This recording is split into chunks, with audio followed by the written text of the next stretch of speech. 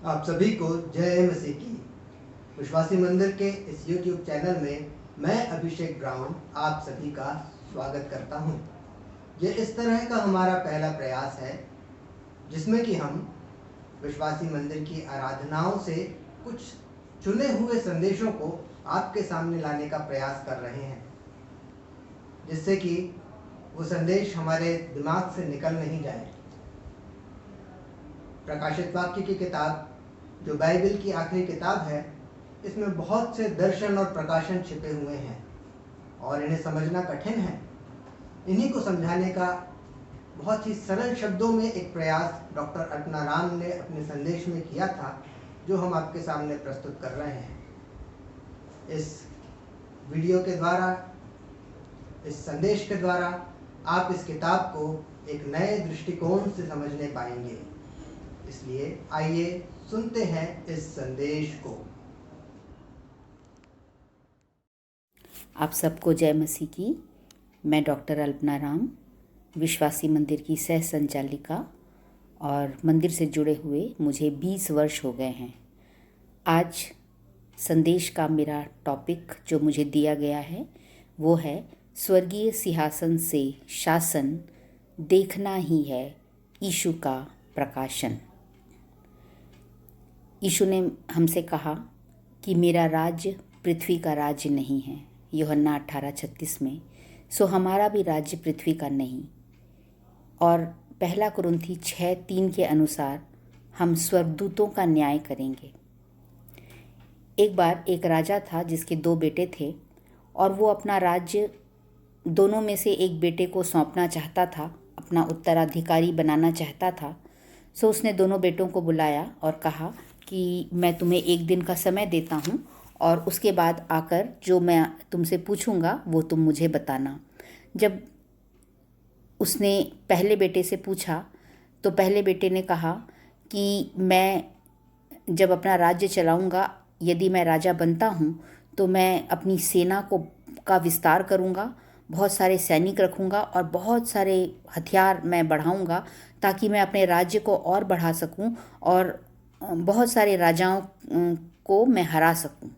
जो दूसरा बेटा था वो कहने लगा कि कल जब मैं भेष बदल कर राज्य में घूम रहा था तो मैंने देखा कि वहाँ पर पानी की कमी है, वहाँ पर मज़दूरों को न्याय नहीं मिलता है, वहाँ की ज़मीन बंजर है। तो मैं ऐसा करूँगा कि पानी के स्रोत बढ़ाऊँगा, मजदूरी में न्याय दिलाऊँगा, बंजर ज़मीन को उपजाऊ बनाऊँगा। राजा समझ गया कि राज्य के बारे में किसको पता है दोनों बेटों में से, और उसने दूसरे बेटे को अपना उत्तराधिकारी बनाया। प्रकाशित वाक्य की पुस्तक को लोग कम ही पढ़ते हैं और मैं भी जिसे बचपन से समझती थी भय की पुस्तक, वो तो है जय की पुस्तक। लगभग 50 बार जय शब्द इसमें आया है। जिस स्वर्गीय सिंहासन से शासन करेंगे हम अधिकार से, उस राज्य का इसमें वर्णन है विस्तार से। शरीर छोड़ जब हम आत्मा में आ जाते हैं, बंद मुहरों का प्रकाशन अपने आप पा जाते हैं। सो न रहें हम भ्रम के अंधियारे में, आइए जाने स्वर्गीय राज के बारे में। प्रकाशित वाक्य की पुस्तक को यीशु के चेले यूहन्ना ने लिखा था जब मसीहों पर बहुत सताव था और उसे भी पतमुस टापू में सज़ा के तौर पर भेज दिया गया था। लोग सोचते हैं कि ये भविष्य की पुस्तक है, परंतु पहला अध्याय और 19वें पद में लिखा है कि जो बातें तूने देखी हैं, जो हो रही हैं और जो होने वाली हैं, उनको लिख ले। ये तीनों कालों में हैं, जैसे यीशु का क्रूस पर बलिदान, उसका लहू बहाना, हमारा उद्धार, मेमने का वध किया जाना, ये सब कुछ 2000 साल पहले हो चुका है। कुछ बातें हो रही हैं, जैसे यीशु आज भी द्वार पर खड़े खटखटा रहे हैं। कुछ विपत्तियां जैसे बाढ़, भूकंप, अकाल, महामारी हम देख रहे हैं। और कुछ बातें होने वाली हैं, जैसे यीशु का द्वितीय आगमन, अंतिम न्याय, दूसरी मृत्यु, पशु अर्थात शैतान का दंड, 1000 वर्षों के लिए उसका बांधा जाना, नया आकाश, नई पृथ्वी का प्रकट होना, मेमने का विवाह, ये सब कुछ होने वाला है। ये पुस्तक यीशु मसीह के तेजस्वी रूप को दर्शाते हुए आरंभ होती है, जिसका क्रूस पर खुल्लम खुल्ला तमाशा बनाया गया था। वह पांव तक का वस्त्र पहने हुए दिखाई दे रहा है। छाती पर भाला मारा गया था, पर यहाँ पर वो छाती पर सोने का पटुका बांधे दिख रहा है। कांटों के ताज की जगह अब उसके सिर और बाल श्वेत ऊन के समान उज्जवल दिख रहे हैं। कीले ठोके हुए पांव उत्तम पीतल के समान हैं, और जिस मुंह से वो कराह रहा था कि हे मेरे परमेश्वर, हे मेरे परमेश्वर, तूने मुझे क्यों छोड़ दिया, उसी से तेज दोधारी तलवार निकल रही है। यूहन्ना ने उसका रूप क्रूस पर भी देखा था, जो आदमियों का सा दिखाई नहीं देता था। प्रियो, हमारे जो अंग प्रभु के नाम से कष्ट सहेंगे, वे तेजस्वी होते चले जाएंगे। मैं भी पहले बहुत अच्छे से देख सकती थी, पर मेरे पास दर्शन प्रकाशन नहीं थे। आज मुझे चश्मा लगाना पड़ता है, तो भी आत्मिक आँखों से दिखाई देता है, और मैं वचन के प्रकाशनों को समझ पाती हूँ। प्रियो, जो प्रभु के नाम से प्राण त्याग देगा, मृत्यु और अधोलोक की कुंजियाँ उसी को मिलेंगी। पहले अध्याय के 18वें पद में लिखा है। और हम लोग भी जब मसीह जीवन में आगे बढ़ना चाहते हैं, बहुत कुछ हासिल करना तो चाहते हैं, और दूसरे और तीसरे अध्याय को अगर हम पढ़ें तो यहाँ पर 7 कलीसियाओं का वर्णन है। 7 कलीसियाएं हम ही हैं। कुछ अच्छाई है तो कुछ कमी है। आलोचना से हम हो जाते हैं निराश और आहत, पर समालोचना ही तो होती है सिंहासन पाने की शुरुआत। जो स्वयं पर जय पाना जाने, उसी के लिए रखे हैं ढेरों खजाने। अगर आप पढ़ेंगे, गुप्त मन्ना, भोर का तारा, श्वेत वस्त्र, नया नाम, जीवन के पेड़ का फल, सिंहासन, ये सब कुछ उसके लिए है। और स्वयं पर जय पाने का मतलब अपने अंदर बसे संसार और उसकी अभिलाषाओं, संसारिक विचारधारा अर्थात धन पर आस्था रखना। इसके विपरीत हमें निर्बलता में सामर्थ्य पर भरोसा रखना है। फिर अगर हम आगे बढ़ें, इस पुस्तक में बहुत से शक्तिशाली प्राणियों के नाम दिए गए हैं, जैसे सिंह, बछड़ा, उकाब, काला, पीला, लाल, सफ़ेद घोड़ा, अजगर, टिड्डी, चीता, भालू। पर वध किए हुए मेमने के पास है इन सब से ज़्यादा शक्ति। पूरा स्वर्ग करता है उसी की भक्ति। परमेश्वर की राह में संघर्ष करते करते जिसका अंत हो गया, वही मुहरबंद पुस्तक को खोलने के लिए जयवंत हो गया। स्वर्ग के दूत भी उसके सामने झुक जाते हैं, बड़े बड़े शैतान भी उसका सामना करने से रुक जाते हैं। और लिखा है, उसी में परमेश्वर की 7 आत्माएं अर्थात बुद्धि, समझ, युक्ति, पराक्रम, ज्ञान, सब कुछ परमेश्वर उसी को दे देता है। पृथ्वी पर शासन करने के लिए बलवान बनने की ज़रूरत पड़ती है, पर स्वर्ग पर शासन करने के लिए निर्बल बनना है, और बल रखते हुए निर्बल बनना बहुत कठिन है। यीशु क्रूस पर 12 पलटन स्वर्गदूतों की सेना बुला सकते थे, जो उनको बचा लेते, फिर भी वे पिलातुस के सामने निर्बल बन गए।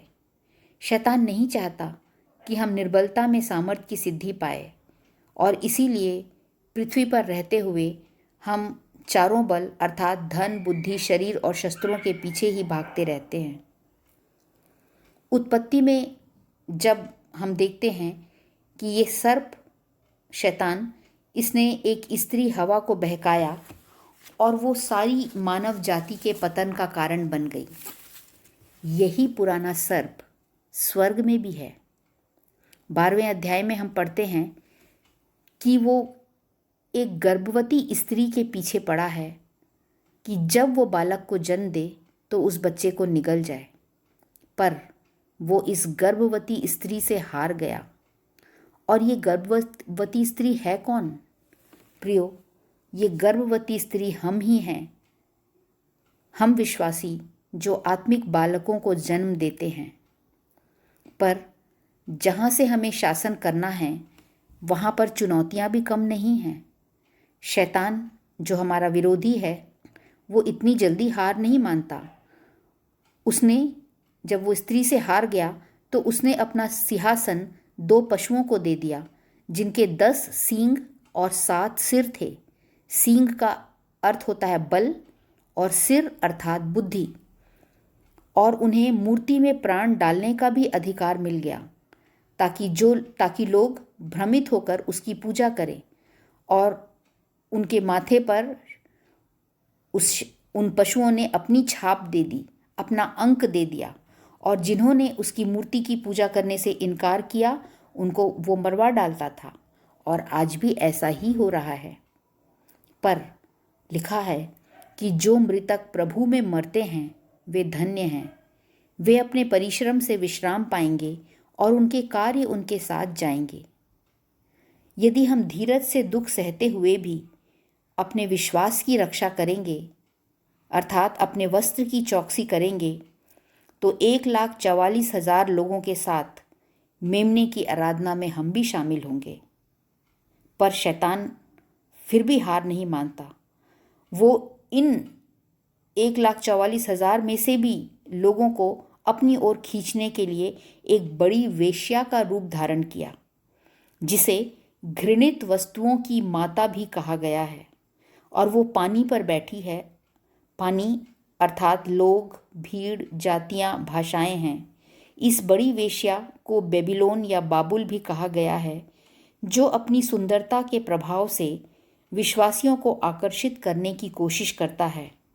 और ये जो नगर था बेबीलोन, ये नैतिक भ्रष्टता के लिए प्रसिद्ध था। इसमें बहुत उच्च शिक्षा थी और व्यापार का केंद्र था, जिससे जवान लोग यहाँ पर आकर्षित होते थे और वो इस तरह की व्यभिचार और भ्रष्टता में फंस जाते थे। और ऐसे घातक आकर्षणों से हमें बचना है, क्योंकि ये बाहर से तो खूबसूरत दिखाई देता है, परंतु अंदर से दुष्ट आत्माओं का निवास, अशुद्ध आत्माओं का अड्डा और व्यभिचार की मदिरा से भरा हुआ है। पर जो दुख उठाते हुए भी विश्वास में दृढ़ रहकर उस अजगर, पशु और वेश्या से बच जाएंगे, वे मेमने के विवाह में शामिल हो पाएंगे। और दुल्हन जो कि कलीसिया है, ये मैं और आप हैं। और हमारा श्रृंगार हमारे धर्म के काम हैं जो आज हम इस पृथ्वी पर रहकर कर रहे हैं। और जब मेमने का विवाह होगा तब लिखा है कि कोई भरमाने वाला न रहेगा, क्योंकि शैतान 1000 वर्षों के लिए बांध दिया जाएगा और अथाह कुंड में डालकर बंद कर दिया जाएगा। और जिनके सिर यीशु की गवाही देने के कारण काटे गए थे, वे 1000 वर्षों के लिए राज्य करेंगे। और तब नया आकाश, नई पृथ्वी, नया यरूशलेम प्रकट होंगे, जहाँ पर न तो कोई मंदिर होगा, न सूर्य न चांद के उजाले की आवश्यकता होगी। और यीशु का अपने स्वर्गदूतों के साथ पुनरागमन अर्थात द्वितीय आगमन होगा, और उसके बाद अंतिम न्याय होगा और दुष्टों का भाग उस आग की झील में होगा। तो प्रियो, ये संक्षिप्त में प्रकाशित वाक्य है।